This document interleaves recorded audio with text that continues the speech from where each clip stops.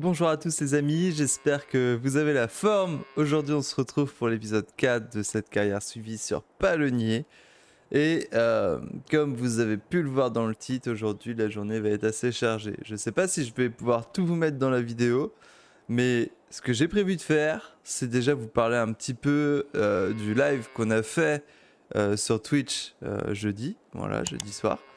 Euh, on va également aller louer une cuve à lisier pour aller pondre du lisier du coup sur notre champ numéro 56, le champ qui se trouve tout là-haut où il y avait notre orge. On va le déchaumer également avec notre terrano.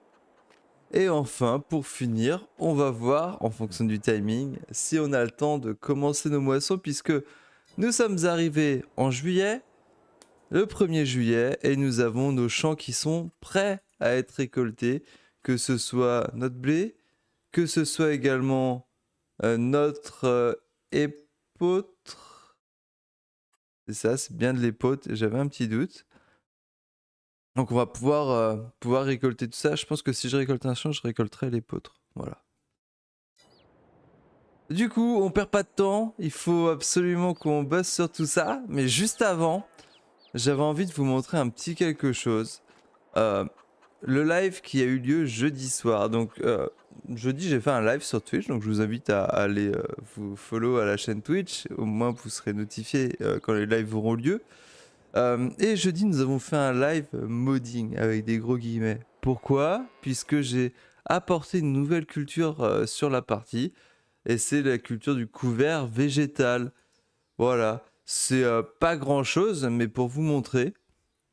Où est-ce que je vais pouvoir aller? Là, il y a des betteraves. Tant pis, on va pas aller. On va sacrifier le champ de betteraves pour que ce soit plus simple à montrer. Donc, hop, ici nous avons des betteraves. Moi, je vais venir implanter un couvert végétal. Hop. Donc, le couvert végétal, il se présente comment? Donc, ça, c'est son stade quand il est semé. Donc, voilà, classique. Ensuite, on va avoir le stade de croissance numéro 1.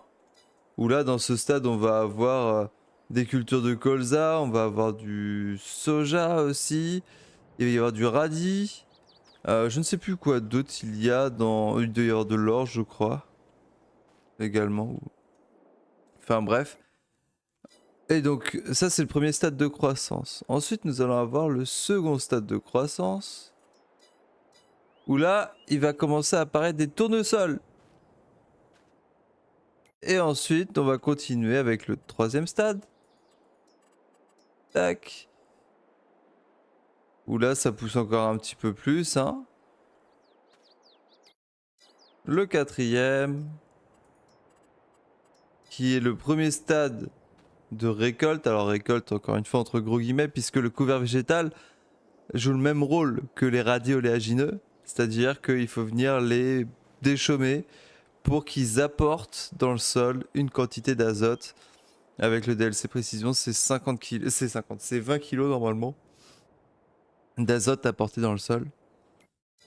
Et donc ça, voilà, c'est le quatrième stade. Le cinquième stade, où là tout est en fleurs, les colzas, les tournesols, c'est magnifique. Et enfin, pour finir, nous allons avoir le dernier stade de récolte, où là tout est vraiment beaucoup plus haut, tout simplement. Et après, c'est récolté, tac. Donc ça, ouais, c'est un petit... c'est une petite modif que j'ai faite sur cette partie, je l'avais déjà sur Somewhere in Thuringe. Euh, Il n'y a pas grand chose à dire à part ça, quoi, mais je sais pas à quel stade on était rendu, 3 peut-être.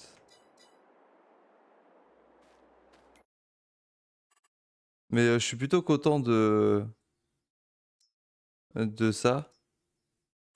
Ouais, c'est un petit peu en retard, mais bon, ça va être pas mal. Donc ça, c'est plutôt cool. On a fait ça en live, j'ai mis 2 heures à faire ça, j'étais assez étonné du temps que j'ai mis. Et suite à ça, je me suis chauffé, je me suis dit, vas-y, je vais mettre le trèfle aussi. Et je me suis trompé quand j'ai fait ma conversion du trèfle. Du coup, il n'y a plus rien qui marchait. Donc j'ai eu peur, j'ai failli perdre toute la partie, toute la sauvegarde. J'ai vraiment eu très peur, j'ai réussi à aller rechoper une backup, etc. Et j'ai rejoint un petit peu de mon côté, donc j'ai réussi à rattraper le retard que j'avais loupé. Mais du coup, on n'a rien perdu, donc ça c'est cool. Ce qui s'est passé d'autre pendant le off, c'est que j'ai été vendre le reste de balles d'enrubanné que nous avions de stocker ici. Voilà, au champ 94, donc ça s'est vendu. Et on a récolté les balles d'enrubanné qui étaient dans notre champ dans le fond, là-bas près de la rivière. C'est les balles qui sont vertes pommes, là. On voit bien, elles ont pas les bords arrondis, celles-ci, parce que du coup, avec le tourneballe, ça ne fonctionnait pas. Mais en tout cas, voilà, ça c'est l'état actuel de la situation. Donc là, la première chose qu'on va faire, c'est qu'on va aller pendre du lisier directement dans notre parcelle 56. Donc pour ça, alors toi, t'es attelé sur la benne.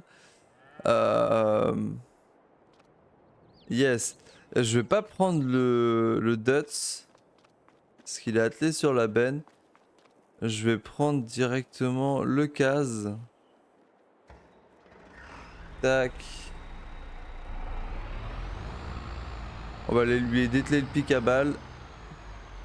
J'ai déjà nourri les animaux avant le live. Avant le live, avant la vidéo plutôt, j'ai fait hier soir. Là, je tourne le dimanche matin. Donc ça, c'est fait, il n'y a pas besoin de refaire... Pas besoin de la nourrir. C'est pas trop gênant à les nourrir vu que j'ai pas beaucoup d'animaux. Ça dure relativement longtemps, mine de rien. Genre si on fait une ration tous les jours, bah, c'est déjà énorme.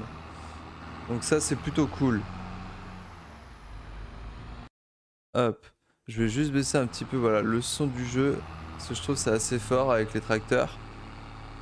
Donc là, ce qu'on va faire, c'est qu'on va aller directement au concessionnaire pour louer une tonne à lisier. Je vous en avais parlé déjà dans la dernière vidéo. Et pour pouvoir revenir à la ferme et pour pouvoir aller du coup sur notre champ. Hop, donc moi je vous fais une petite coupure de tout ça. Bon les amis, on se retrouve sur la route. Bon là pour être honnête, c'est l'autodrive qui conduit. Ce que j'ai fait, c'est que j'ai créé une course play pour que l'ouvrier puisse épandre du lisier dans le champ qu'on voit dans le fond.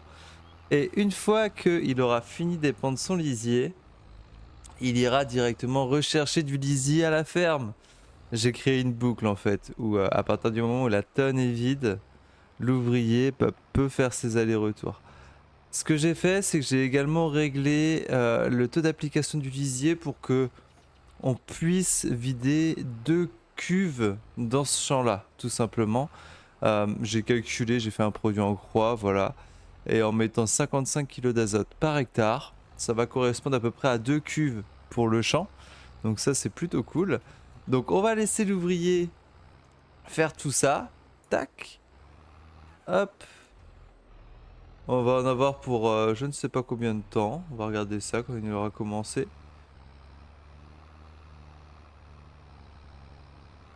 Tac. 10 minutes. C'est parfait.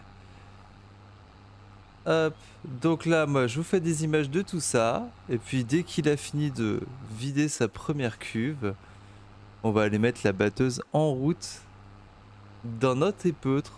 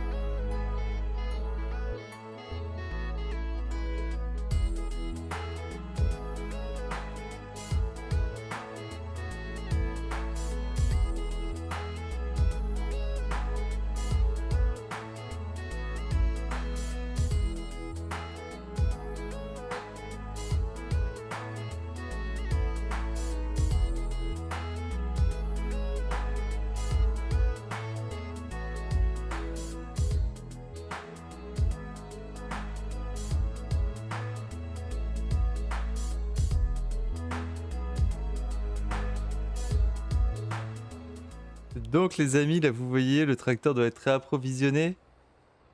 Comme je vous ai dit, c'est pas moi qui ai la main dessus actuellement. Là, c'est encore une fois mon ouvrier. Et si on ouvre l'autodrive, on voit que là, il doit se diriger au champ numéro 56. Donc là, c'est à l'entrée du champ ici. Si je mets les points, tac. Une fois qu'il est au champ 56, il va aller vers le point lisier qui se trouve au niveau de la ferme pour aller remplir la cuve tout simplement. Donc là, moi, ce que je fais, c'est que je vais directement switcher au niveau du concessionnaire dans la batteuse. Hop.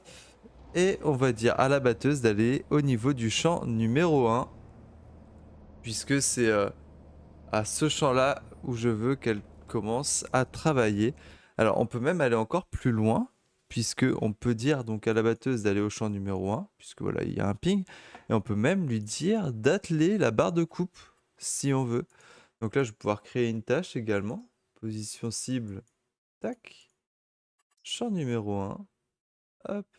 Alors, faut savoir que la trim, enfin la buse va s'orienter vers l'extérieur si on fait dans le sens horaire. Donc moi j'aime bien faire dans le sens anti-horaire avec les batteuses pour que il n'y ait pas d'erreur quand elle ouvre sa buse, qu'elle se prenne pas dans des arbres ou autre. Donc 3 fourrières c'est bien, on va commencer par les fourrières dans le sens anti-horaire, on a dit. Tu vas faire des manœuvres. Tac tac tac. Et ça c'est tout bon. Donc là on génère la course. Ensuite, on va dans l'ouvrier course-play. Et donc là, il y a une option qui permet d'attacher la barre de coupe automatiquement. Donc là, c'est activé. Donc c'est super. Et là, vous allez voir que normalement, elle va poser le chariot de coupe. Elle va venir atteler la barre de coupe. Et elle va commencer à travailler directement dans le champ. Donc ça, c'est juste trop bien. Elle va même faire les andins. Donc franchement, ça c'est pépite.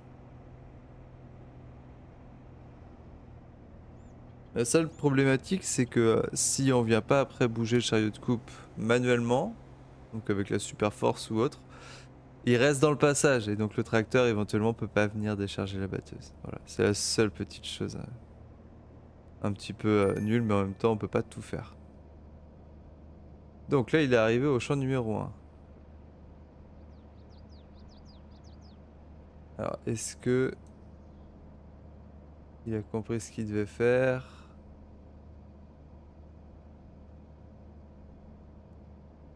Ah non, je sais pourquoi, ok. Il y a une seule option que j'ai pas activée.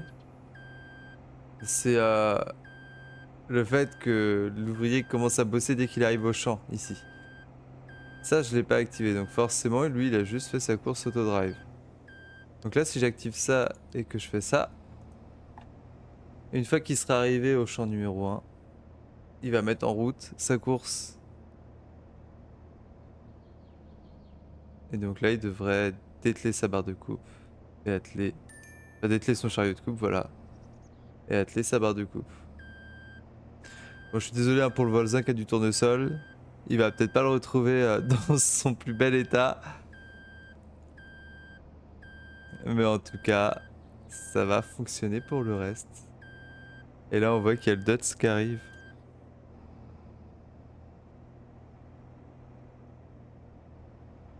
Et vous voyez, ça, c'est vraiment un gameplay qui est juste trop bien, quoi, en fait. Est-ce qu'il va tout défoncer? Non. Il a bien détecté qu'il y avait un chariot de coupe devant lui.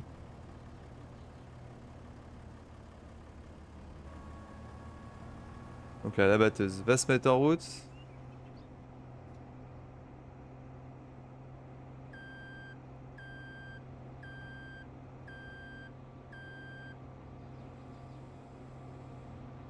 Et c'est parti!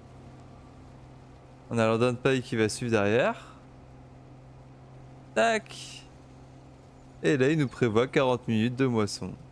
Ça, c'est super. Comme je vous ai dit, seule petite chose, c'est qu'on va bouger le chariot de coupe à la main pour que le Dots puisse aller directement au niveau du champ pour pouvoir faire tout ce qu'il a à faire. Hop, le chariot de coupe, on va le mettre comme ça. Comme ça, quand la batteuse aura fini, elle viendra faire ce qu'elle a à faire.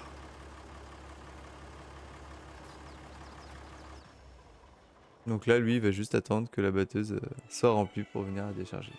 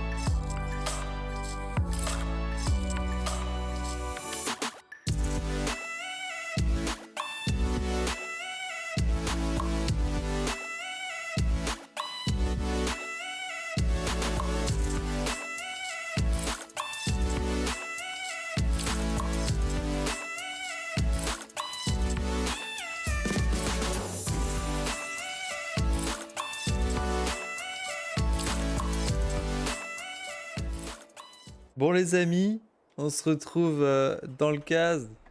Donc comme vous avez pu voir, il a fini de travailler et on a presque plus de lisier dans la tonne. En fait, mes calculs étaient en proportion correcte. Sauf que bah, j'ai pas calculé pour faire 2 tonneaux, mais pour en faire 4. C'est pour ça. Parce que là, tout à l'heure, j'étais en train de réfléchir parce que j'ai vu qu'il était retourné se recharger une 3e fois et une 4e. Et je me suis dit, mais mince et tout. Et j'ai refait mes calculs. Et effectivement, là, ce que j'ai fait, c'est que j'avais mis donc 13,7 mètres cubes par hectare. À partir du moment où ma cuve fait 10 mètres cubes, bah là, on sait d'avance, comme le champ fait plus de 2 hectares, qu'on va forcément en avoir pour minimum 4 passages. En fait, il fallait que je mette l'épandage d'azote à hauteur de 7, je ne sais plus combien. Précisément, finalement, il fallait que je fasse le nombre d'hectares. Donc ici, ça faisait 2,6 normalement. Voilà, 2,64. Et ça divisé par 2.